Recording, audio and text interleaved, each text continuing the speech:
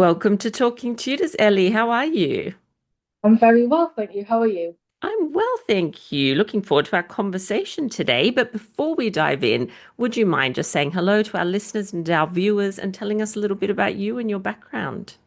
Of course. So my name's Ellie Webster. I'm currently going into my third year of studying history at university. In that time, I've done bits of work here and there. I was an archivist last year for my college at university, so that consisted of you know, upkeeping the university collections, running an Instagram account, making like history accessible to students when it's not as easy to access through another channel. So I ran an Instagram page dedicated to the archives of the castle that my college was in. I've written a few things here and there for a few blogs and magazines, mainly about the Tudors, but a few other things. And then I wrote a piece on Mary Shelton in last year around summertime, and it got published in December. Um, and that was obviously an accumulation of the things I'd written previously from leaving year 11 at school. And then that all worked up towards writing this big piece. Oh, how wonderful. And we are here to talk about Mary Shelton. So, what actually first sparked your interest in her? So I suppose the first thing was that the Devonshire Manuscript, which was one of the main sources that I used in the piece, that it is probably one of the most intimate, raw pieces of raw primary sources that we have from a woman in Yeah. the Tudor. Whereas obviously most of the sources are either secondhand that were written by a man in the space of a woman, talking about her experiences rather than her herself. And that it was obviously it wasn't just Mary; it was Margaret Douglas, Mary Howard, Henry Howard, but Mary Shelton, she was one of the main contributors to the Devonshire manuscript. So I instantly wanted to know a bit more about the person behind these poems in these little inscriptions that you can see on so many of the folios. I wanted to know a bit more about her and her life story. I suppose another one of the interests I had was mainly the Holbein portrait of Mary, or the sketch, I should say, that's in the Royal Collection. Because even as we look at her now, she looks like anyone you would walk past down the street, same as many of Holbein's, even his preparatory sketches do. You can see a person that you would recognise again walking down the street, and I kind of wanted to see those eyes and know what those eyes, the story that they had. I suppose the third reason being so many of Henry VIII's mistresses already have biographies written about them in their own right. So you've got Mary Boleyn has quite a lot of work done about her. Bessie Blount, she has a biography written about her. So I kind of, when you're reading about Mary Shelton, she's normally one page in a book and she's kind of reduced to a footnote.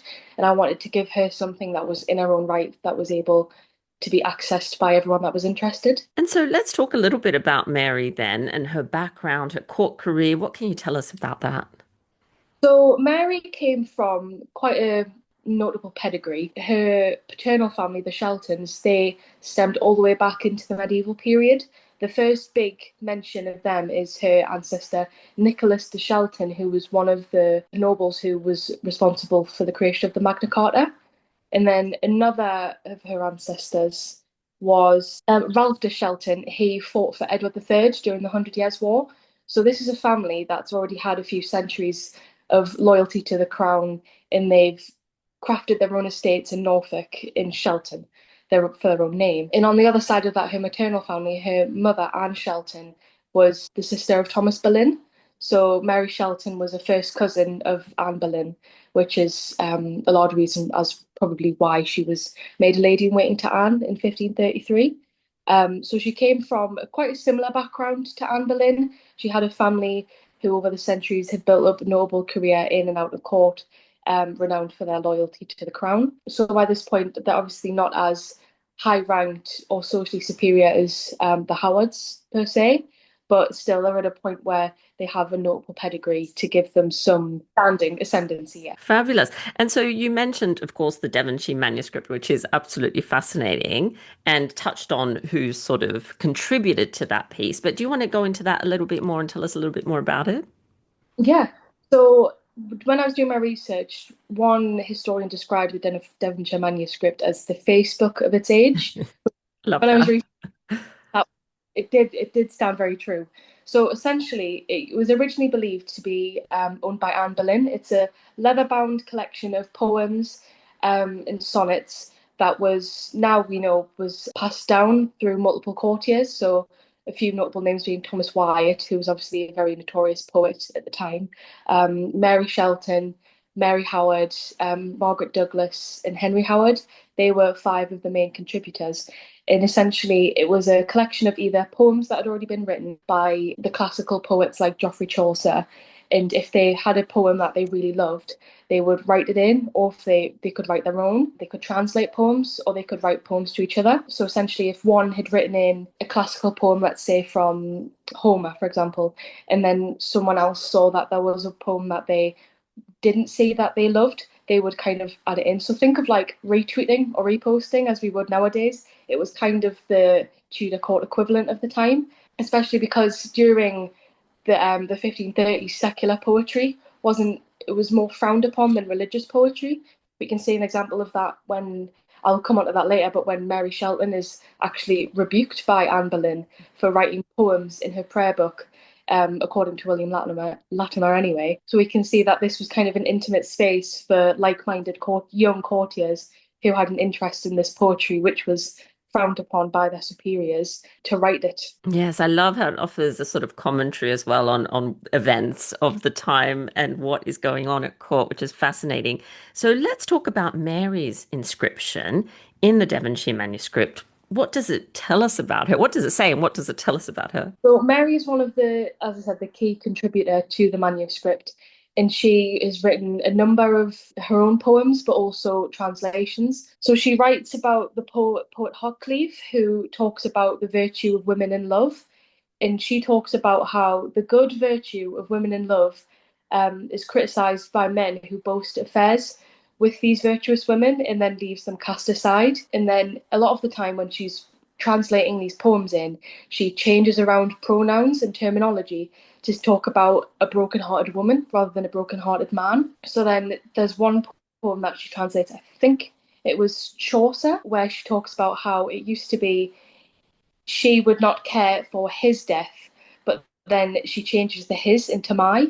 So she makes it a lot more personal and intimate, even though it's a translation of a poem. She changes it around to make it her own. So we can assume from that this was from personal experience that Mary had at the court at some point of being brokenhearted by a non-virtuous man who had taken her virtue.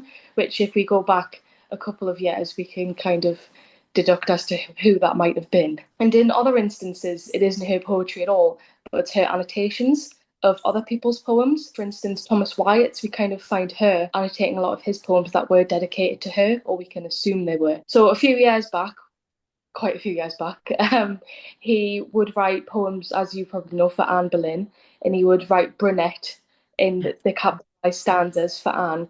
He did the same for Mary in about 1536, but in one of these poems, when he talks about wanting to love a virtuous woman, he writes Shelton in capitalized in the stanzas. And then on, I think it's folio 57, Mary Shelton writes, "Forget this, Mary, Mary Shelton." So we can see a direct rejection of these people looking through these poems, seeing who they're dedicated to, and writing a direct rejection. So again, it was essentially like a Facebook page. I love it. It's so fascinating, isn't it? Imagining them sort of passing it around. It makes them, I think, all the more relatable because we can relate to a lot of the things that's going on there. So that's really, really interesting. And of course, you touched on the Shelton connection to the Boleyns. So, do we know anything about Mary's relationship with Anne Boleyn? And does she have any connections with other famous Tudor courtiers or strong connections, I should say? So Mary's family at this point is very well connected in the royal circle. So if we go outside of the court for a second, Mary's parents are in charge of the Lady Mary, which was then known in Princess Elizabeth. So Anne Shelton was in charge of Lady Mary's household, and at one point she was rebuked for not being harsh enough on Mary. I don't know how you could have been more harsh on Mary at the point she was having in 1533. And then John Shelton was in charge of Princess Elizabeth's guard. But then if we go back into the court, we can assume that Depending on Mary's birth date, which isn't so certain, she was one of 9 children. So, and we don't know where she fits into there, but we can assume by 1533 she was the minimum age to be in the royal court. There aren't many instances directly discussing Anne and Mary's relationship, apart from the instance that William Latimer describes with Anne in Mary Shelton's poetry book. So this was about 1535, and William Latimer describes Mary being woefully rebuked by Anne Boleyn for writing idle poems. So Mary had been writing idle poems in the prayer book, and as we know, Anne Boleyn was very stringent with her ladies, being very religious and virtuous when it came to reading scripture. But I was reading about it, and it made me think it must have been a scary reminder for Anne of her position at court, of being how she would do the same with Henry when they were falling in love, in terms of writing in books, and then he would exchange a note on the same page or the next page, and then seeing that be translated to especially a younger cousin of hers. It must have been quite a reminder of Anne that no one's position was secure. Eustace Chapuis is the one that writes about the relationship with Henry and Mary in, I think it's February 1535. He discusses how the last mistress, who was never named, the one that Jane Boleyn was expelled from court for trying Yes. to Yeah. put down. So Eustace Chapuis directly names a Mistress Shelton, and we know from other sources that this was Mary Shelton. And he describes how this new woman is taking the king's fancy.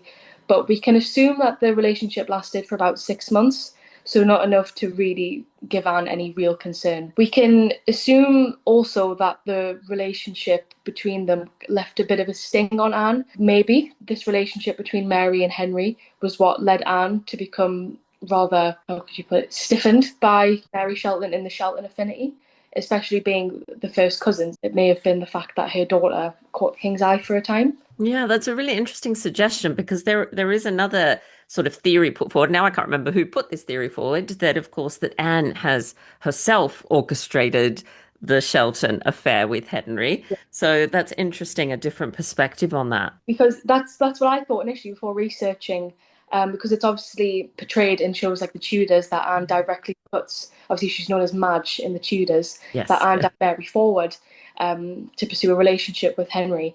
But then when you read the sources that come from Latimer of Anne being rather unhappy with Mary writing poems in her prayer book, you might then think this is, I might have thought this is getting a bit too serious now because it's reminding me of my own situation just less than 10 years ago.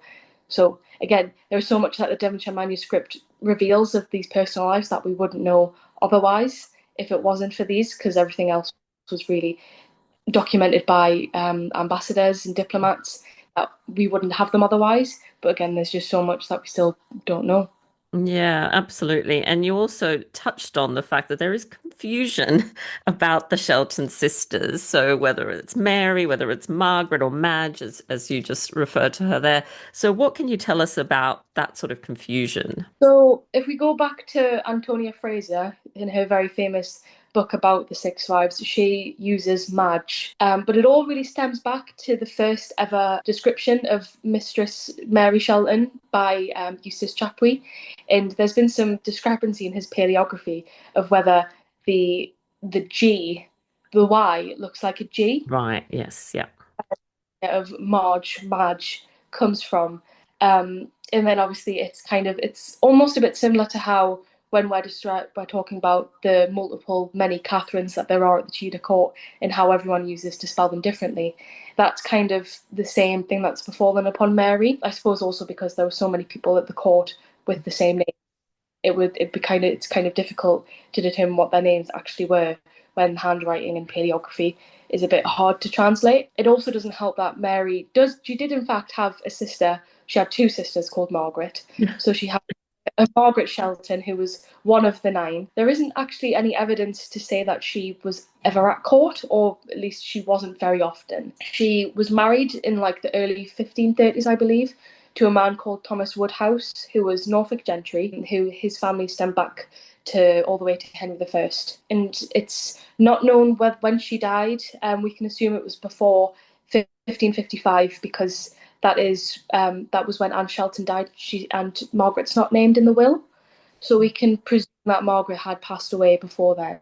And then Mary had another sister called Margaret who married her brother Ralph. So she was Margaret Parker and then became Margaret Shelton. But again, there is no real evidence to say that Madge or Margaret was ever at court, or at least wasn't a consistent member like Mary, who was obviously left so much evidence that she was a consistent member of the court. As for other courtiers she was close with, I would probably say the main three would be Mary Howard, Margaret Douglas, and Henry Howard, the Earl of Surrey. As for Margaret Douglas, who was also in the Tower of London in 1536, a lot of the poems that survive, because obviously she was a renowned poet, a lot of the poems that survive between Thomas Howard and I think it's Thomas. It may have been Charles or Thomas. I know she was in there twice for Yes, she Howard, was.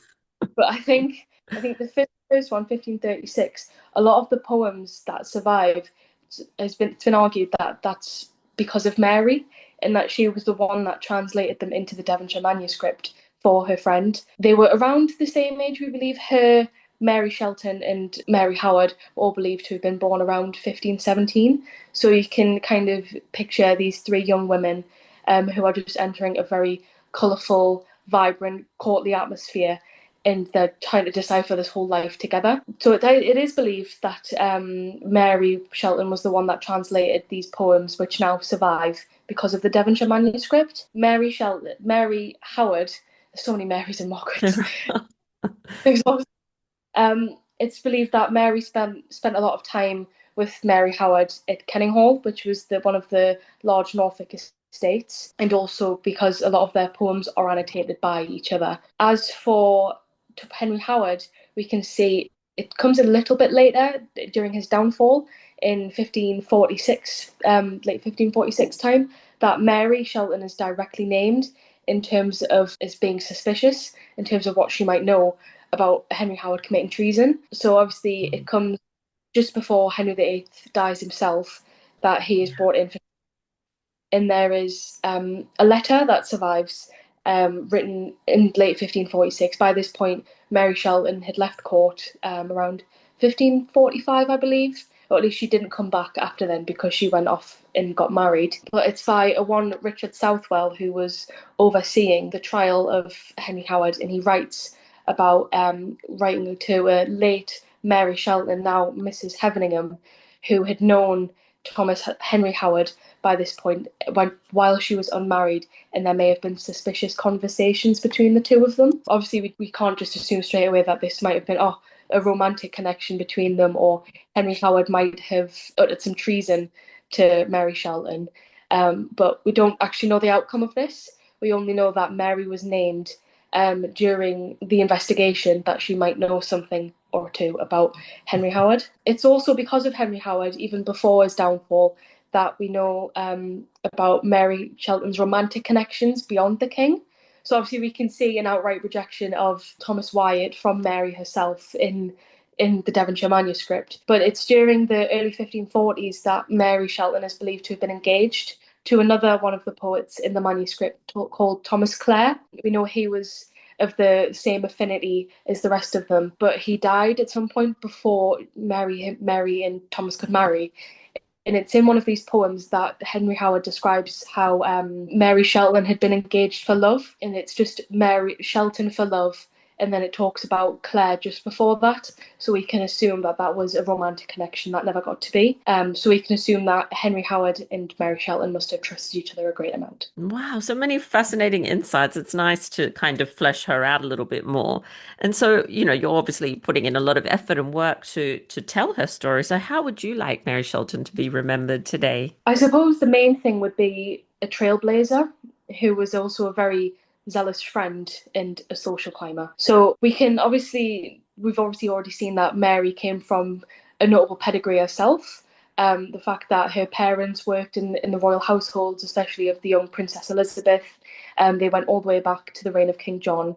But the friends that Mary accumulated at the Tudor court included the wife of the king's bastard son, his niece, and then you compared that to Mary, they are ranks above her, and yet it's arguably because of Mary that a lot of their stories survive, especially Margaret Douglas and her tale in the Tower, or one of. But also we can see someone who understood the social constraints of her day.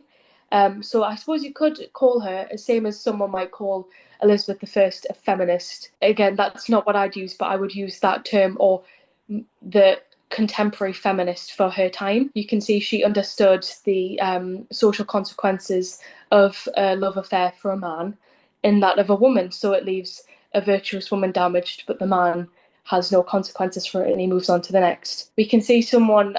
We use this for a lot of times for certain people in the Tudor court, but we can't say that Mary was indeed ahead of her time, and someone that understood that the mark she was leaving on history with the Devonshire Manuscript, because she obviously went to such effort to preserve the poems that she liked, her own personal thoughts and feelings. So yeah, someone that understood the significance of where she was. Yeah, amazing. And considering she was so young when she arrives at court, that is quite amazing.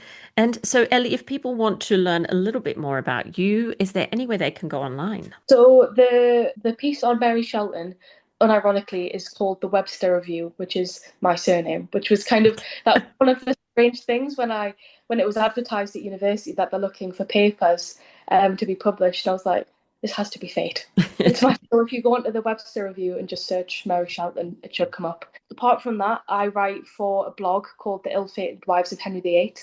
I've written for them for about 2 years now. I think July 2023 I started.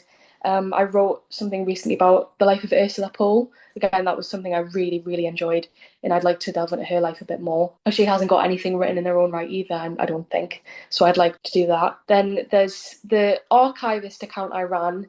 It was called castle.jcr archives. And that essentially, it's more modern history, but I went into some Tudor history as well on there. And that changes yearly. So I'm just in the process of finding the next archivist to carry on the baton. And I've written for the Historians magazine as well, which I know it's well renowned magazine now, but quite a few of my pieces are in there, some of my very early stuff, so they probably won't be very good. Oh, I'm sure they are good. So that's amazing. Thank you. I'll add some links to our show notes, but I can't let you go just yet because there is one more thing we do when I first have my guests on the show, and that is what I call 10 to go. So these are just 10 quick questions to get to know you a little bit better. So the first one is, what is a favorite historic site that you like to visit? Oh, okay. That's because I live in Northumberland. So many castles Yeah. and country houses and National Trust houses. This is really hard. I'm going to go with Chillingham Castle. Mm. It's on the borders of England and Scotland, and it's supposedly one of the most haunted in the UK, most haunted have been there. But it's also been visited by King James on his way to, I think it was 16. I think it was way down to England from Scotland because it's very much on the border. It played a massive role in the Scottish Wars of Independence. The Grey family lived there for quite a few years, and it's only about a half an hour drive from me, but it's just situated on the border in the middle of the countryside. It's beautiful. Oh, it sounds lovely. I do remember seeing it in on Most Haunted, actually, funnily enough. And what about the last book that you read, or perhaps one that you're currently reading? I'm currently rereading Wolf Hall. I've just been on holiday to Greece, and I wanted a light read while just sitting by the pool. So I kind of put down the very wordy non-fiction books. So I think I'm 400 pages in. Cardinal Wolsey's just died. I just love delving into Hilary Mantel's way of describing the Tudor world. It's just she's just she's brilliant. A genius. Absolutely agree with you. And what about a last film, or if not, like a series, perhaps that you've watched or enjoyed? History or non-history? Anything at all. Um, But I'm going to see the new Downton Abbey film with my gran in a couple of days, so I'm quite excited for that. I just recently rewatched Firebrand. I love that film mainly for the costumes. I'm obsessed with the costumes. Alicia Vikander and Jude Law, you can't forget his performance. Brilliant interpretation of history, especially about a wife that doesn't really get a lot of representation in the media, apart from if it's part of a group of six, but on her own. So that's a really good one. I enjoy. Yeah, yeah, I enjoyed that too. And what about a new skill? Is there something that you would like to learn? I'm still working on my paleography quite a bit, especially because I'm coming up to writing my dissertation at university on Hans Holbein. So I'm very excited doing that. So obviously, when I'll be delving into primary sources, I think I'm taking a class in a couple of weeks about paleography. There's a brilliant Tudor historian at my university, and she's said that she will help me out with Osnan on gobbets to learn how to understand what they're actually saying. Because sometimes it's with like compared to Elizabeth's handwriting, It's very easy to understand. It's so pristine. But then some of them, when they're quickly jotting down, it's quite difficult to understand. So that would probably be the skill, paleography. Yeah, absolutely. I know. I often wonder why I didn't fall in love with another period of history, even Elizabethan, as you've said, the handwriting's so much clearer, but the early secretary hand can be an absolute nightmare. I agree. And you mentioned Greece there. So do you have a travel destination, maybe one that you haven't been to that you would like to visit? Oh, I actually just completed my travel bucket list yesterday. Actually, Athens is at the top, I think. When I'm not looking at the Tudors, I think ancient history and mythology is one of my favorite things to study. So to see the Acropolis one day up in the Parthenon would be up there. I went to Amsterdam not long ago and seeing the Royal Palace and the Van Gogh Museum. That was very much on the bucket list, so I'm glad I've ticked that off. And I've still never been to Hampton Court. Ellie, I that know, has to change. I know. Luckily for my birthday next year, I think, which is only in a couple of months, I think I'm going. I was meant to go 2021, but then I got COVID on the day we were meant to travel. Oh, no. I've Tower of London, Edinburgh Castle, Buckingham Palace, all of them. But Hampton Court, I've never been there. Bought myself a Tudor store and I've never been. Wow, you're just going to love it. You're absolutely going to love it. It's incredible. And what about in terms of authors, favorite authors? Do you have one? And it doesn't have to be anything history related. I'm going to give a shout out to Tracy Bowman there, I think. I'm going to her book talk in a couple of days at Alnwick Castle. And I just bought her new book 2 days ago.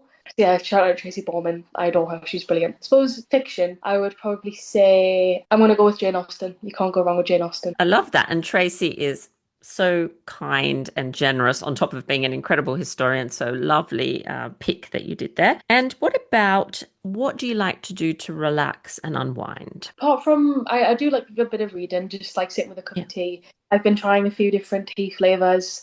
I'm going through apple at the moment. So I'm a big cinema buff. So I love going to the cinema, going to independent cinemas. One of my best friends from home, there's a lovely one in Newcastle called the Tyneside Cinema, which is it's got a very old Art Deco theatre that they still use, and they put on a lot of anniversaries. So a few weeks ago, we saw the 30th anniversary of Sense and Sensibility. She'd never seen a Jane Austen adaptation before, so I was very excited for her. There was like a few Stanley Kubrick films, but yeah, I love watching films, like discovering new movies. And the very last thing is the Tudor takeaway. I do ask all my guests for a takeaway. So this is something for our listeners and viewers essentially to go off and explore after the episode. So do you have a takeaway for us? I'm going to do a bit of shameless self promotion to the blog I write for, The Ill-Fated Wives of Henry VIII. They've got lots of podcasts. I think you've been interviewed by them I have, before. yes. So it's just a group of, I think there's about five of us, and we all write our own pieces. Some are collaborations, and it's on any Tudor topic you can think of when it comes to the women of Tudor history. We do anniversaries, different like deep dives into the lives of women that haven't really had a lot of research done into them before. So I would probably say that. And then I've just started running my own history page, so my own on its own. I did that a couple of weeks ago. So I've been trying to keep that consistent and up to date. But yeah, I think that would be. And then also, if book wise, I would probably say A Time Traveller's Guide to Elizabethan England. I like that one. Lovely. And what's your page called? It's called Ellie Talks Tudors. Love it. All good. All right, fabulous. I've noted those down so I can add some links to our show notes. And Ellie, thank you so much for taking the time to talk Tudors with us. Thank you very much for having me. It's been an absolute pleasure.